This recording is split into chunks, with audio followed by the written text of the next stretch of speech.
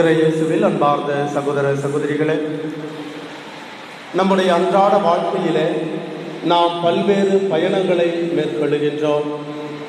நம்முடைய சொந்த பந்தங்களை, உறவுகளை சந்திப்பதற்காக பல இடங்களுக்கு பயணம் செய்கின்றோம். விடுமுறையிலே உல்லாசமாக இருப்பதற்கும் ஓய்வு எடுப்பதற்கும் நண்பர்களோடு பல இடங்களுக்கு பயணமாக செல்கின்றோம். வேலையின் பொருட்டு பல்வேறு இடங்களில் வேலை செய்து செல்வத்தை தேடுவதற்காக பல பயணங்களை மேற்கொள்ளுகின்றோம். இப்படியாக எத்தனையோ பயணங்களை மேற்கொள்ளுகின்ற நமக்கு தவக்காலத்தின் 3வது ஞாயிற்றுக்கிழமையாகிய இன்றைய இறை வார்த்தையானது ஒரு விசுவாச பயணத்தை மேற்கொள்ள அழைப்பு விடுக்கின்றது. விசுவாச பயணம் என்று சொல்லுகின்ற பொழுது அது ஆன்மீகம் சார்ந்த பயணம், ஆன்மாவை காத்துக் கொள்ளுகின்ற பயணம். இந்த பயணத்திலே இடைஞ்சல்கள் வருகின்ற பொழுது, தொல்லைகள் வருகின்ற பொழுது, பசி தாகம் வருகின்ற பொழுது கடவுள் நம்மோடு இருக்கின்றார். நம்முடைய பசியை போக்குகின்றார், நம்முடைய தாகத்தை தணிக்கின்றார். இதைத்தான் இன்றைய இறை வார்த்தை நமக்கு கொடுக்கின்ற செய்தியாக இருக்கின்றது. இந்த தவ காலத்திலே 40 நாட்களும் பல்வேறு ஒருத்தல் முயற்சிகளின் வழியாக, பல்வேறு தவ முயற்சிகளின் வழியாக, ஜெபத்தின் வழியாக நாம் இந்த விசுவாச பயணத்தை மேற்கொள்ளுகின்றோம். நம்முடைய ஆன்மாவை காத்துக்கொள்வதற்காக, நம்முடைய இதயத்தை காத்துக்கொள்வதற்காக, கடவுளோடு இணைந்து வாழ்வதற்காக இந்த பயணத்தை 40 நாட்கள் மேற்கொள்ளுகின்றோம். இந்த நாட்களிலே இடையூறுகள் வரும், சோதனைகள் வரும், தொல்லைகள் வரும். இந்த தவ முயற்சிகளை எல்லாம் விட்டுவிடலாமா என்ற சிந்தனை கூட வரும். அப்படி வருகின்ற பொழுதெல்லாம் நம்முடைய ஆன்மா இறைவனுக்காக தாகம் கொண்டிருக்க வேண்டும். அப்படி தாகம் கொண்டிருக்கின்ற பொழுது இறைவன் நம்முடைய பயண களைப்பை போக்குவார், நம்முடைய துக்கத்தை போக்குவார், நம்முடைய தாகத்தை தணிப்பார் என்ற செய்தியானது இன்று நம் அனைவருக்குமே கொடுக்கப்படுகின்றது. அன்பார்ந்தவர்களே, இன்றைய இறை வார்த்தையிலே பார்க்கின்றோம் 2 விதமான பயணங்கள் நடைபெறுவதை பார்க்கின்றோம். முதல் வாசகத்திலே விடுதலை பயண புத்தகத்திலே இஸ்ராயல் மக்கள் ஒரு பயணத்தை செய்தார்கள். எகிப்திலிருந்து கானான் தேசத்தை நோக்கிய பயணம் அது. இந்த பயணமானது ஒரு ஆன்மீகம் சார்ந்த பயணம் அல்ல, மாறாக உலகம் சார்ந்த பயணம். உலக தேவைகளை நிறைவேற்றிக் கொள்வதற்கான பயணம், உலக ஆசைகளை நிறைவேற்றிக் கொள்வதற்கான ஒரு பயணம். அந்த பயணத்தை தான் இஸ்ராயல் மக்கள் செய்தார்கள். இதோ கடவுள் நமக்கு வாக்களிக்கப்பட்ட தேசத்தை கொடுக்க போகின்றார்.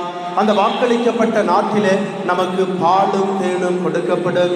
ஏனெனில் அது வளமையான ஒரு இடம், வளமையான ஒரு தேசம். அந்த தேசத்திலே நாம் கஷ்டப்பட்டு உழைக்க தேவையில்லை, யாரிடத்திலும் எதற்காகவும் கையேந்தி நிற்க தேவையில்லை, நாம் துன்பங்கள் அனுபவிக்க தேவையில்லை. மாறாக எல்லாவற்றையுமே கடவுள் நமக்கு கொடையாக கொடுப்பார் என்ற ஒரு எண்ணத்தோடு, சிந்தனையோடு அவர்கள் எகிப்திலிருந்து மகிழ்ச்சியாக மோசேயை பின்பற்றி அந்த பயணத்தை மேற்கொள்ளுகின்றார்கள். அந்த பயணத்தை மேற்கொள்ளுகின்ற பொழுது வழியிலே பல பிரச்சனைகள், தொல்லைகள் வந்த பொழுது அவர்கள் மகிழ்ச்சியை இழக்கின்றார்கள். கடவுள் மீது தங்களுக்கு இருந்த நம்பிக்கையை இழக்கின்றார்கள். இனிமேல் நமக்கு பசியே வராது, இனிமேல் நமக்கு தாகமே எடுக்காது என்ற சிந்தனையோடு பயணத்தை தொடங்கியவர்கள் பயணத்தின் வழியிலே 40 ஆண்டுகளாக பாலைவனத்திலே நடந்து செல்ல நேரிடுகின்ற பொழுது அவர்களுக்கு பசி வருகின்றது, தாகம் வருகின்றது. அந்த பசியும் தாகமும் வருகின்ற பொழுது அவர்கள் கடவுளுக்கு எதிராக முணுமுணுக்கின்றார்கள், கடவுளுக்கு எதிராக பேசுகின்றார்கள். இதோ இந்த பாலை நிலத்திலே பசியோடும் தாகத்தோடும் எங்களை சாகடிப்பதற்காக இங்கு கொண்டு வந்தீரா என்று கடவுளுக்கு எதிராக அவர்கள் முணுமுணுப்பதை பார்க்கின்றோம். அன்பார்ந்த சகோதர சகோதரிகளே, பசியும் தாகம் வந்த பொழுது அவர்களால் தாங்கிக் கொள்ள முடியவில்லை. நாங்கள் இனிமேல் அடிமை தலையிலே இருப்பதே நல்லது என்று அவர்கள் சிந்திக்கின்றார்கள். கடவுள் அவர்களை வல்லமையாக மீண்டு கொண்டு வந்தார். பார்வோன் மன்னனுக்கு எத்தனையோ பாடங்களை புகட்டி மோசேயின் வழியாக பல அரும் செயல்களை நிகழ்த்தி அவர்களை கடினப்பட்டு கொண்டு வந்தார். இருந்த பொழுதும் கடவுளுடைய வல்லமையை, அதிசயத்தை, அற்புதத்தை, ஆற்றலை, அன்பை, இரக்கத்தை மறந்தவர்களாக இந்த மனிதர்கள் தங்களுடைய அடிமை தலைகளுக்கு நாங்கள் திரும்பி போவது எங்களுக்கு நலமாக இருக்கும், ஏனெனில் அந்த இடத்திலாவது நாங்கள் ஒரு நாளைக்கு ஒரு நேரமாவது உண்டு எங்களுடைய பசியை போக்கினோம், இதோ நீர் அழைத்து வந்த எங்களுடைய கடவுள் கைவிட்டு விட்டாரே என்று அவர்கள் புலம்புவதை பார்க்கின்றோம். அன்பார்ந்தவர்களே, பசியும் தாகமும் வருகின்ற பொழுது ஒரு மனிதன் தன்னுடைய பயணத்தின் இடையிலே கடவுளை மறப்பவனாக இருக்கின்றான். கடவுளை பற்றிய எல்லா விதமான செயல்களையும் கடவுளை பற்றிய அன்பையும் மறந்தவனாக மீண்டும் தன்னுடைய பாவ நிலைக்கு பழைய நிலைக்கு திரும்புகின்ற ஒரு எண்ணத்தை மனிதன் பெற்றுக்கொள்வதை இஸ்ராயல் மக்களுடைய வாழ்க்கையிலே பார்க்கின்றோம். காரணம், அவர்கள் உள்ளார்ந்த ஒரு ஆன்மீக பயணத்தை மேற்கொள்ளவில்லை. அவர்களுடைய ஆன்மாவானது இறைவனுக்காக ஏங்கவில்லை, தாகம் கொள்ளவில்லை. மாறாக அவர்கள் தங்களுடைய வயிற்று பசியையும் உடல் தாகத்தையும் தணித்துக் கொள்ள வேண்டும் என்றுதான் ஆசைப்பட்டார்கள். இது முதல் வகையான பயணம். இரண்டாவது வகையான பயணம் ஆண்டவர் இயேசு கிறிஸ்து மேற்கொண்ட பயணம். இன்றைய நற்செய்தியிலே பார்க்கின்றோம். ஆண்டவர் இயேசு கிறிஸ்து பல இடங்களுக்கு நடந்தே செல்லுகின்றார், பல இடங்களுக்கு பயணமாக செல்லுகின்றார்.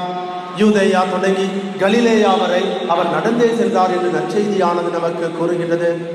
கடற்கரை பகுதியிலே நடந்தார், பாலை வனத்திலே நடந்தார், மலைகளின் மேலே நடந்தார், தரையிலே நடந்தார். இப்படி பல இடங்களுக்கு நடந்தே பயணம் செய்தார். அவருடைய பயணம் எதற்கான பயணம்? உல்லாசத்தை நோக்கிய பயணம் அல்ல, மகிழ்ச்சியை நோக்கிய பயணம் அல்ல, உலக செல்வங்களை குறித்த பயணம் அல்ல. மாறாக ஆன்மாக்களின் மீது தாகம் கொண்ட பயணம். மக்களுடைய ஆன்மாக்களை நான் பெற்றுக்கொள்ள வேண்டும், ஆன்மாக்களை காத்துக்கொள்ள வேண்டும், மீட்டுக்கொள்ள வேண்டும் என்பதற்கான பயணம் அது. அன்பார்ந்தவர்களே, நற்செய்தியிலே ஆண்டவர் எத்தனையோ புதுமைகளை செய்தார், எத்தனையோ அற்புதங்களை செய்தார், பசியாயிருந்தவர்களுக்கு உணவை கொடுத்தார் என்று நாம் வாசிக்கின்றோம். அதே போல ஆண்டவர் இயேசு கிறிஸ்து தாகமாக இருந்தார் என்று 2 இடத்திலே வாசிக்கின்றோம். ஒன்று இன்றைய யோவான் நற்செய்தி 4வது அதிகாரத்திலே நெடும் பயணம் மேற்கொண்ட அவர் யூதேயா நாட்டிலிருந்து கலிலேயாவுக்கு செல்லுகின்ற வழியிலே தாகமாக இருக்கின்றார்.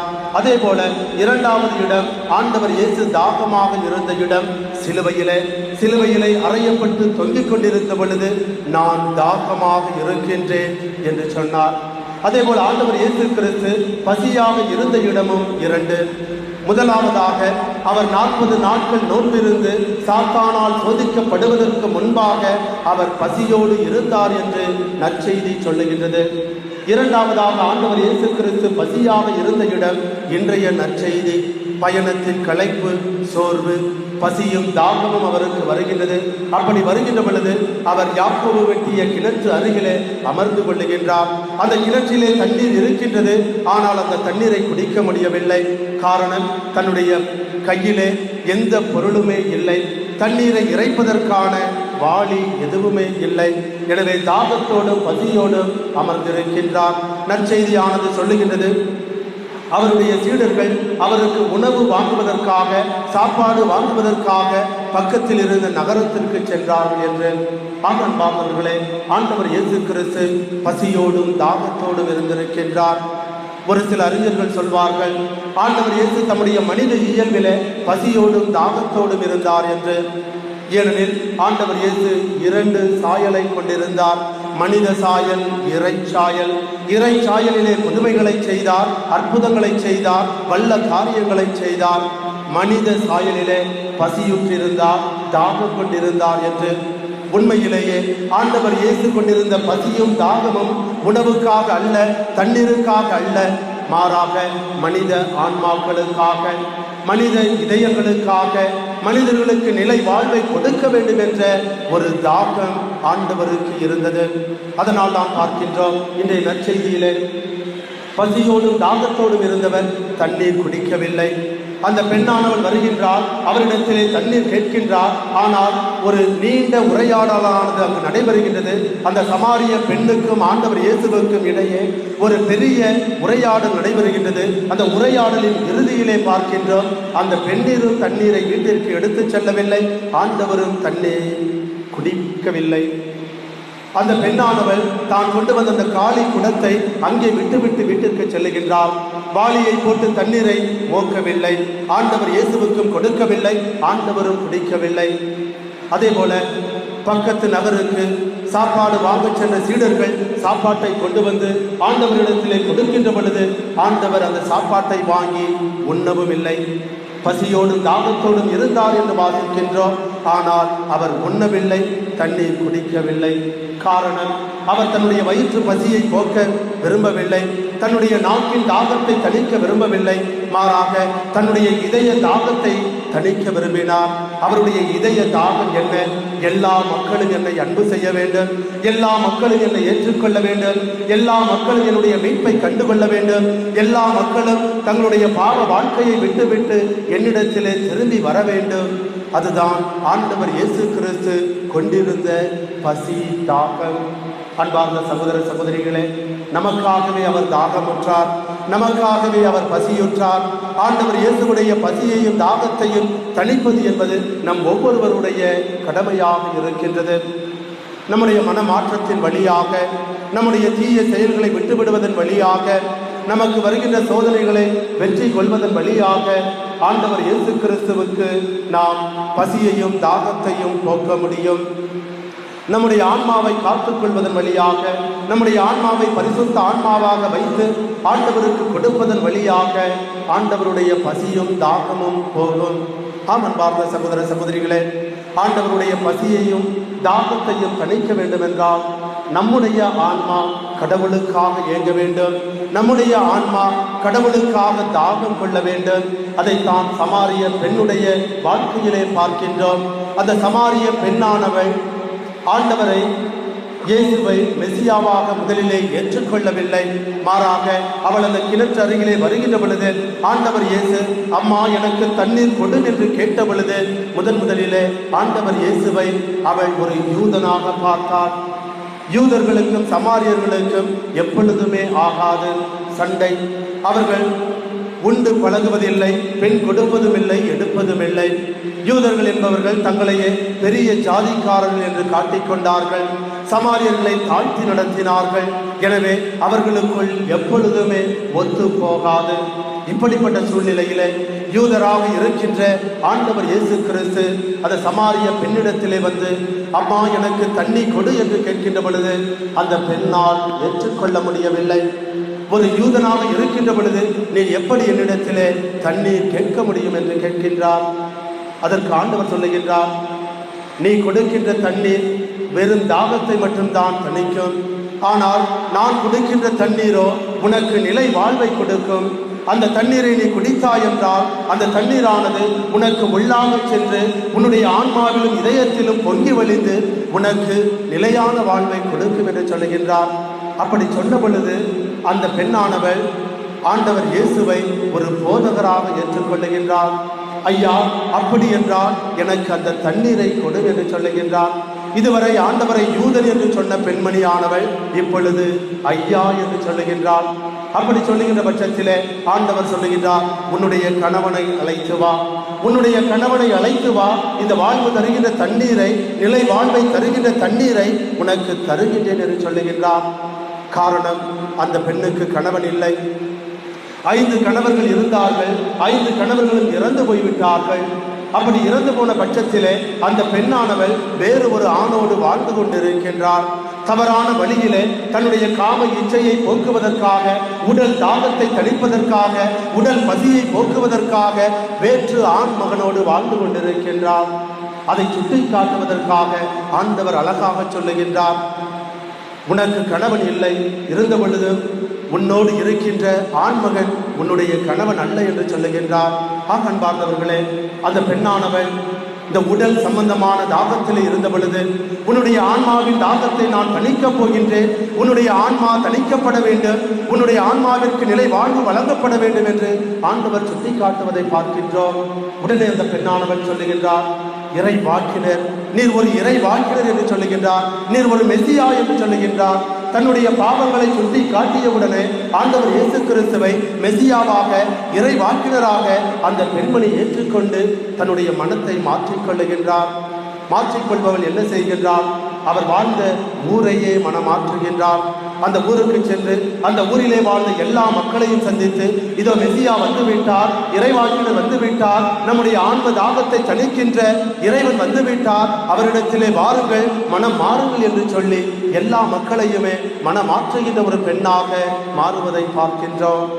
அன்பார்ந்த சகோதர சகோதரிகளே, நம்முடைய இந்த உலக வாழ்க்கை பயணத்திலே இந்த சமாரிய பெண்ணை போல நம்முடைய ஆசைகளை நாம் தணிக்கின்ற தாகம் கொண்டவர்களாக வாழ்ந்து கொண்டிருக்கின்றோம். உடல் ஆசை, பொருள் ஆசை, மண் ஆசை போன்ற எல்லா விதமான தாகத்தோடும் வாழ்ந்து கொண்டிருக்கின்றோம். உண்மையிலேயே நமக்கு இருக்க வேண்டிய தாகம் ஆன்ம தாகம், ஆண்டவரை நோக்கிய தாகம், ஆண்டவருக்காக ஏங்குகின்ற ஒரு தாகம் இருக்க வேண்டும். அதைத்தான் இன்றைய தியான பாடலிலும் பாடினார்கள். அதைத்தான் சங்கீத ஆசிரியரும் தம்முடைய சங்கீதம் 42 1 மற்றும் 2வது வசனத்திலே அழகாக சொல்லுகின்றார். கடவுளே, உமக்காக என்னுடைய இதயம் ஏங்குகின்றது. கலைமான் நீரோடைக்காக ஏங்குவது போல என்னுடைய ஆண்டவருக்காக என்னுடைய இதயம் ஏங்குகின்றது. உயிருள்ள தேவனுக்காக என்னுடைய நெஞ்சமானது தாகம் கொண்டுள்ளது என்று சொல்லுகின்றார். அதை போல நம் அனைவருடைய இதயமும் ஆன்மாவும் கடவுளுக்காக ஏங்க வேண்டும், கடவுளுடைய அன்புக்காக ஏங்க வேண்டும், கடவுளுடைய ஆசீர்வாதத்திற்காக, கடவுள் நமக்கு இந்த உலக வாழ்க்கையின் முடிவில கொடுக்க இருக்கின்ற ஒரு மாபெரும் நிலை வாழ்வுக்காக தாகம் கொள்ள வேண்டும் என்று இன்றைய இறை வார்த்தை நமக்கு சுட்டி காட்டுகின்றது. அன்பார்ந்த சகோதர சகோதரிகளே, இந்த சமாரிய பெண் கொண்டிருந்த தாகம், யாக்கோபு கொண்டிருந்த தாகம், சங்கீத ஆசிரியர் கொண்டிருந்த தாகம் நமக்கு இருக்க வேண்டும். தவ காலத்திலே இருக்கின்ற நாம் நம்முடைய இதயமும் நம்முடைய சிந்தனையும் நம்முடைய மனதும் நம்முடைய உள்ளமும் நம்முடைய ஆன்மாவும் இறைவனுக்காக, இறை அன்புக்காக தாகம் கொண்டிருக்க வேண்டும். அப்படி தாகம் கொண்டிருக்கின்ற பொழுது இறைவன் நம்முடைய தாகத்தை கண்டிப்பாக தணிப்பார். நிலையான தண்ணீரை கொடுத்து நிறை வாழ்வை, முழுமையான வாழ்வை கொடுக்கின்ற தண்ணீரை கொடுத்து நம்முடைய ஆன்ம தாகத்தை தணிப்பார். எனவே அன்பார்ந்த சகோதர சகோதரிகளே, தவ காலத்திலே பல்வேறு பக்தி முயற்சிகளின் வழியாக இந்த விசுவாச பயணத்தை மேற்கொள்ளுகின்ற நாம் நம்முடைய இதய தாகத்தை, நம்முடைய ஆன்ம தாகத்தை இறைவன் தணிக்க வேண்டும் என்று இந்த திருப்பலியை தொடர்ந்து ஒப்புக் கொடுத்து ஜெபிப்போம். சமாரிய பெண்ணுக்கு வாழ்வழிக்கும் ஜீவ தண்ணீரை கொடுத்து அவளுடைய ஆன்ம தாகத்தை தணித்து அவளுடைய பாவங்களை மன்னித்து ஏற்றுக்கொண்ட மெசியாவாகிய கிறிஸ்து நம்முடைய பாவங்களையும் மன்னித்து நம்முடைய ஆன்ம தாகத்தை தணித்து நமக்கு புதிய வாழ்வை, பரிசுத்த வாழ்வை கொடுத்து ஆசீர்வதிப்பாராக. ஆமென்.